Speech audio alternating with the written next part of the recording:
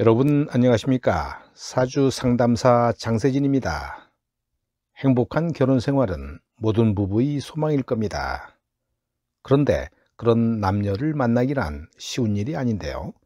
그나마 사주학에서는 가정과 아내에게 충실한 남자의 조건을 정해놓고 있습니다.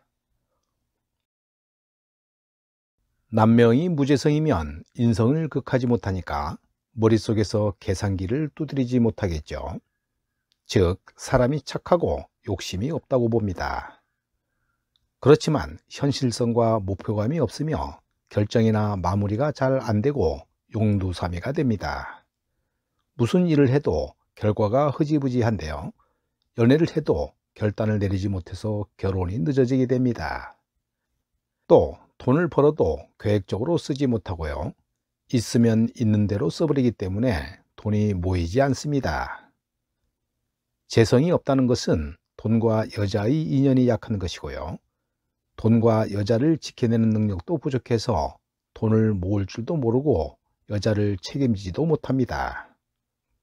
식상이 없다면 여자에 대한 생각이 없이 살게 되지만 식상이 있다면 식상이 재성을 찾아서 헤매는 사람입니다. 남자 사주의 재성은 돈과 여자가 되는데요. 재성이 공망이 된 남자는 돈과 여자가 있어야 할 자리가 비어 있다는 것입니다.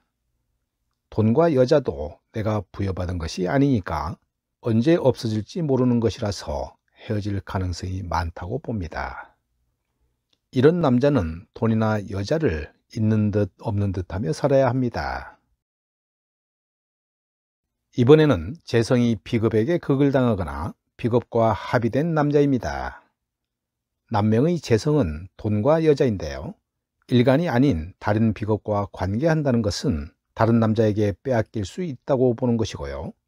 아내가 다른 남자와 관계될 수 있다는 것입니다. 재성이 비겁에게 극을 당하면 여자 입장에서는 맞고 살거나 건강이 나빠질 수 있고요. 반면에 재성이 비겁과 합을 하면 여자가 다른 남자와 바람이 날 수 있다는 것입니다. 일지가 충된 사주를 살펴보겠는데요. 일지는 남녀를 막론하고 자기 몸이자 배우자 궁입니다.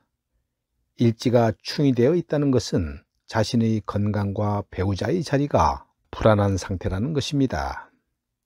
이런 구조의 사주에 운에서 다시 충이 되면 건강과 배우자가 위태롭게 됩니다.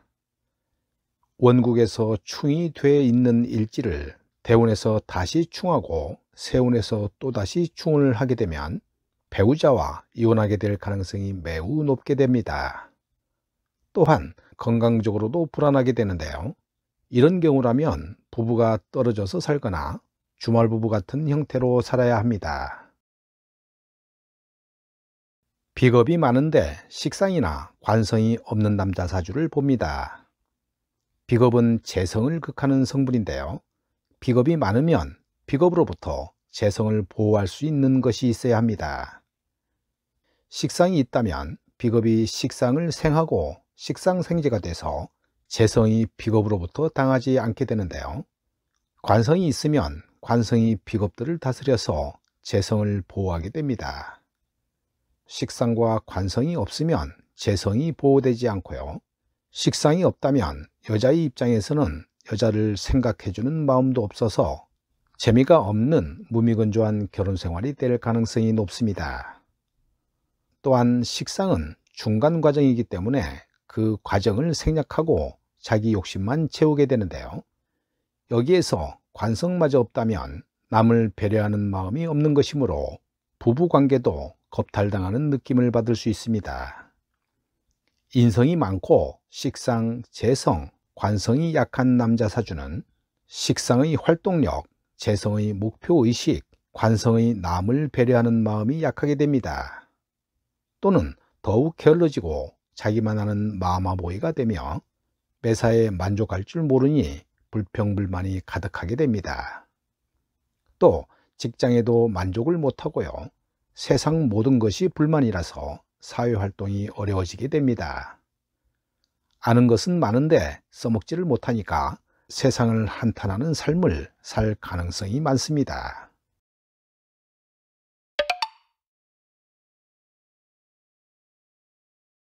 재성이 혼잡되고 재성이 많은 남자 사주를 살펴봅니다. 남명에 재성이 많다는 것은 재성에 대한 욕심이 많다는 것입니다. 돈과 여자는 아무리 많아도 성에 차지 않으므로 한 여자로 만족할 수가 없어서 늘 여자를 달고 다니게 됩니다. 여기에 식상까지 발달하면 여자 다루는 솜씨가 대단해서 안 넘어오는 여자가 없게 됩니다. 식상생재가 된 남자는 여자에 대한 배려가 상당해서 여자를 위해서 태어난 남자 같습니다. 여기에 관성이 없다면 자기 생각대로 사는 사람이니까 가정과 배우자에 대한 의리나 책임 같은 것은 그의 사전에는 없는 것이 됩니다. 상관경관된 남자 사주도 주목하세요. 상관경관은 기존의 모든 것은 잘못된 것이라는 생각이 매우 강해서 자신이 나서서 바로잡아야 한다는 것입니다.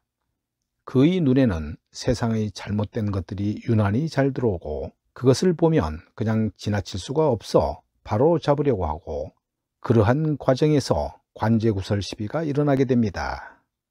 그의 생각은 언제나 자신은 정의롭다는 생각이고요. 설사 자신이 잘못을 해도 남과 세상의 핑계를 대며 자기를 합리화시킵니다. 일지에 원진살이 있는 남명은 애정의 관계입니다. 일지, 월지가 원진이 되면 부모, 형제와 사회의 원진의 관계가 되고요. 일지, 시지가 원진이 되면 자식과 원진 관계가 됩니다. 즉, 일지에 원진이 있다는 것은 나와 부모, 형제, 자식, 가정이 모두 원진 관계가 될 수 있다는 것입니다. 끝으로 일지에 양인을 가지고 있는 남명입니다. 비견은 내 재물을 나누어 가는 것이고요. 겁재는 내 재물을 훔쳐가는 도둑이며 양인은 강제로 강탈해가는 강도입니다. 일지 양인은 배우자 자리에 강도가 들어있는 것이니까 배우자가 편안하게 있을 수가 없습니다. 남자가 잘 나가면 배우자의 건강이 안 좋아지게 됩니다. 양인은 체력적으로도 건강해서 배우자가 그 체력을 견디지 못하면 배우자의 건강이 나빠지게 되는 것인데요. 그럴 경우에는 남자가 밖에서라도 기운을 소모해야 합니다. 또한 잔소리꾼이라서 주변의 사람들이 피곤하며 늘 시끄럽습니다. 왼쪽 사주는 2009년 기축년 파산한 사주인데요. 지지에 정편제로만 모두 깔려 있어 재다 사주입니다. 이런 경우는 신강함이 그 요건이 돼야 하는데요. 즉, 지지에 목이 강하게 들어와야 합니다. 반대로 금이 오면 안 되는 구조인데요. 기축년은 천간지지가 모두 편제입니다. 안 그래도 편제가 많아 힘든데 또 편제니까 감당이 안 되는 것입니다. 그래서 파산한 것으로 추론하는데요. 그런 결과로 아내하고도 이혼한 남명입니다. 오른쪽 사주는 대표적인 논객이자 시사평론가 사주입니다. 월주에 강인한 정관을 연주의 건록 상관이 집요하게 때리는 상관경관입니다. 또 생육하기 좋은 흙에 큰 나무 하나가 뿌리를 박으려고 흙을 뚫는 모습이네요. 상관경관은 구설을 달고 사는데요. 이 사주는 12구설이 있어야 돈이 생기는 구조이기도 하므로 더욱 그렇습니다. 이 논객이 상관경관으로 겪고 있을 물리적 고생은 어떠할지는 모르겠으나 그나마 본인은 분에 맞는 직종이라고 봅니다. 오늘 영상은 여기까지입니다. 여러분 감사합니다.